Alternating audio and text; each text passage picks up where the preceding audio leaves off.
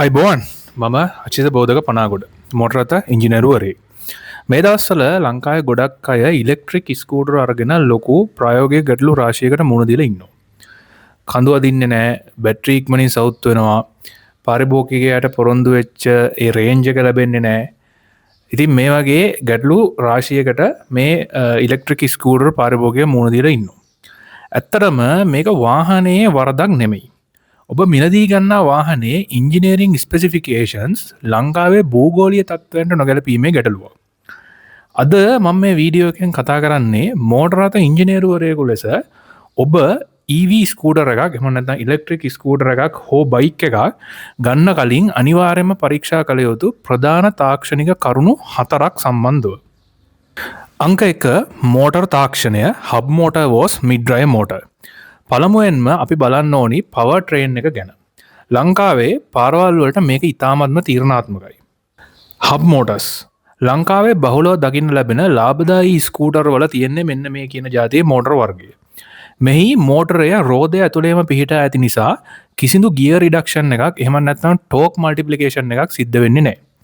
මේ නිසා ඉහළ ඉන්ක්ලයින් එකක් එහෙම නැත්නම් බෑවුමක් සහිත කන්දකදී අවශ්‍ය ටෝක් එක ජනනය කිරීමට එහෙම නැත්නම් අවශ්‍ය ව්‍යාවර්තය ජනනය කිරීමට මෝටරයට අධික ඇම්පියර් ප්‍රමාණයක් සහිත කරන්ට් එක බැටරියෙන් ලබා ගන්නවා. මෙහිදී මෝටරේ තියෙන කොයිල් වල සන්නායක ප්‍රතිරෝධකතාවය නිසා මෝටරය අධික ලෙස රත් වී ඕවර්හීට් වන අතර එෆිෂියන්සි එක එහෙම නැත්නම් මෝටරේ කාර්යක්ෂමතාවය ශීඝ්‍රයෙන් පහළ ගොස් බැටරිය ඉතාමත්ම ඉක්මනින්ම ක්වික් බැටරි ඩිප්ලීෂන් අවස්ථාවකට යනවා. ඒ කියන්නේ සරලව ගත්තොත් බැටරි ඉක්මනට බහිනවා. මිඩ් ඩ්‍රයිව් මෝටර්ස් දැනට ලංකාවේ ඇති Ather 450X වැනි මාදිලි හා ඉලෙක්ට්‍රික් බයික් වල මේ જાතිය මෝටර දකින්න ලැබෙනවා. මෙහි මෝටරේ චැසිය මැද පිහිටා බෙල්ට් එකක් හෝ චේන් එකක් මගින් රෝදයට බලය ලබා දෙනවා. මෙහිදී ගියර් රිඩක්ෂන් එකක් එහෙම නැත්නම් ටෝක් මල්ටිප්ලිකේෂන් එකක් ඇති නිසා ඉතා ඉහළ ටෝක් එකක් එහෙම නැත්නම් ව්‍යාවර්තයක් ජනනය වන අතර කඳු සහිත පාරවල් වලදී පෙට්‍රල් බයික් එකකටත් වඩා වැඩි පර්ෆෝමන්ස් එකක් ලබා දීමට මේ පද්ධතියට පුළුවන්. අංක 2 මෝටර් බලය. මේ ඉලෙක්ට්‍රික් ස්කූටර් හෝ බයික් විකුණන අය වොට් ගාන ගැන කිව්වට ඉංජිනේරු විද්‍යාවේදී අපි බලන්නේ රේටඩ් පවර් සහ පීක් පවර් අතර වෙනස. ප්‍රධාන වශයෙන් කොටස් 3කට මේ මෝටර් වල වොට් අගය අපිට වර්ගීකරණය කරන්න පුළුවන්. ඒ තමයි ලෝ පවර්, මිඩ් රේන්ජ් සහ හයි පවර්. ලෝ පව වොට් 250 සහ වොට් 800 අතර. මේවා වාහන ගණයට වඩා සෙල්ලම් බඩු මට්ටමේ පව එකක් ලෙස තමයි මම දකින්නේ. ලංකාවේ පාරවල් වලට මේවා කිසිසේත්ම ප්‍රමාණවත් නැහැ. ගොඩක්ම මිලෙන් අඩු EV ස්කූටර් එන්නේ මෙන්න මේ જાතිය මෝටර් සහිතව. මිඩ් රේන්ජ් වොට් 1000 සහ වොට් 2500. ලංකාවේ වැඩි ප්‍රමාණයක් දකින්න තියෙන්නේ මේ වර්ගයේ ඉලෙක්ට්‍රික් ස්කූටර්. සාමාන්‍ය තනිතලාවක දෙන්නෙක් එක්ක යන්න පුළුවන් වුණත් කඳු සහිත ප්‍රදේශවලදී මේ මිඩ් රේන්ජ් මෝටර්ස් වලට දැඩි පීඩනයක් එල්ල වෙනවා. හයි පවර් වොට් 3000ට වඩා වැඩි. මෙය තමයි ලංකාවට සුදුසු මට්ටම. Ather හා TVS iQube වැනි ඉලෙක්ට්‍රික් ස්කූටර් වල කිලෝවොට් 6ක් එහෙම නැත්නම් වොට් 6000ක් දක්වා පීක් පවර් එක යනවා. ඕනෑම බරක් සහිතව ඕනෑම කන්දක් පෙට්‍රල් බයික් එකක් හෝ ස්කූටර් එකක් වගේ පහසුවෙන් තරණය කරන්න නම් ඔබ අවම වශයෙන් කිලෝවොට් 3ට වැඩි මෝටර් පද්ධතියක් තෝරාගත යුතුමයි.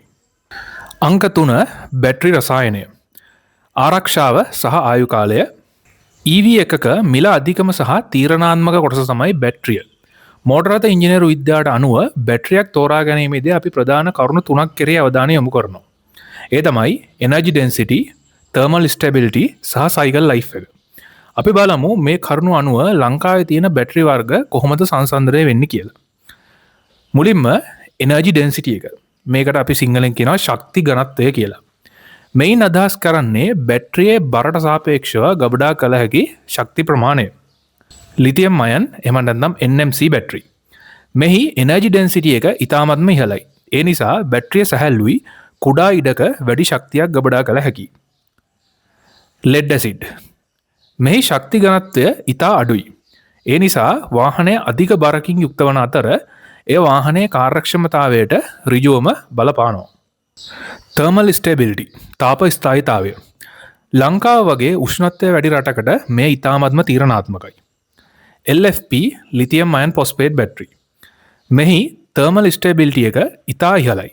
ඒ නිසා අධික රස්නයකදී වුවත් තර්මල් රන්නවේ හෙවත් බැටරිය රත්වී ගිනිගැනීමේ අවධානම ඉතාමත්ම අවමයි. ආරක්ෂාව අතින් මෙය තමයි සේෆ්ම බැටරි වර්ගය. ලිතියම් අයන් එමන්නත්න NMC බැටරි. මෙහි තර්මල් ස්ටේබිලිටි එක LFP වලට වඩා අඩුයි. අධික ලෙස රත්වීමේදී ගිනිගැනීමේ යම් අවධානමක් මෙහි පවතිනවා. සයිකල් ලයිෆ් එමන්නතම් බැටරිය ආයු කාලය. බැටරිය කීවතාවක් සම්පූර්ණයෙන් චාර්ජන් ඩිස්චාර්ජ් කළ හැකිද යන්න මෙයින් මනිනෝ. LFP බැටරි එමනත්නම් ලිතියම් පොස්පේට් බැටරි. මෙහි සයිකල් ලයිෆ් එක ඉතා ඉහලයි. සයිකල්ස් 3000ක් පමණ මේ බැටරිවල තියෙනවා. ඒකෙන් ආසන්න වශයෙන් ගත්තොත් අවුරුදු 8ක් හෝ ඊට වැඩි කාලයක් මේ බැටරි ගැටලුවක් නැතුව පාවිච්චි කරන්න පුළුවන්. ලෙඩ් ඇසිඩ් මේ ඉතා ලාභදායී වුණත් මෙහි සයිකල් ලයිෆ් එක ඉතා අඩුයි. ඒ නිසා අවුරුද්දක් වෙන කෙටි කාලයකදී බැටරිය සම්පූර්ණයෙන් අකර්මණ්‍ය වෙනවා. ඔය බහුතරයන් මිල අඩු ස්කූටර් ඉලෙක්ට්‍රික් ස්කූටර් වල බැටරි ඉක්මනට සවුත් වෙනවා කියන ස්කූටර් වල හුඟක් වෙලාවට තියන්නේ මෙන්න මේ ලෙඩ් ඇසිඩ් බැටරිය. ඉතින් මේ ලෙඩ් ඇසිඩ් බැටරියේ තියෙන සයිකල් ලයිෆ් එක අඩු හින්දා තමයි මේ ඉක්මනට මේ ස්කූටර් වල මේ බැටරි වල ගැටලු වෙන්නේ. ඉංජිනේරුවරයෙක් ලෙස මගේ නිගමනය තමයි ආරක්ෂාව, වැඩි ආයු කාලය සහ තාපස්ථායීතාවය කියන මෙන්න මේ කාරණා තුනම දිහා සලකලා බලනකොට ලංකාවට වඩාන්න සුදුසුම වන්නේ LFP බැටරි තාක්ෂණය නැත්නම් ලිතියම් ෆොස්ෆේට් බැටරි තාක්ෂණය.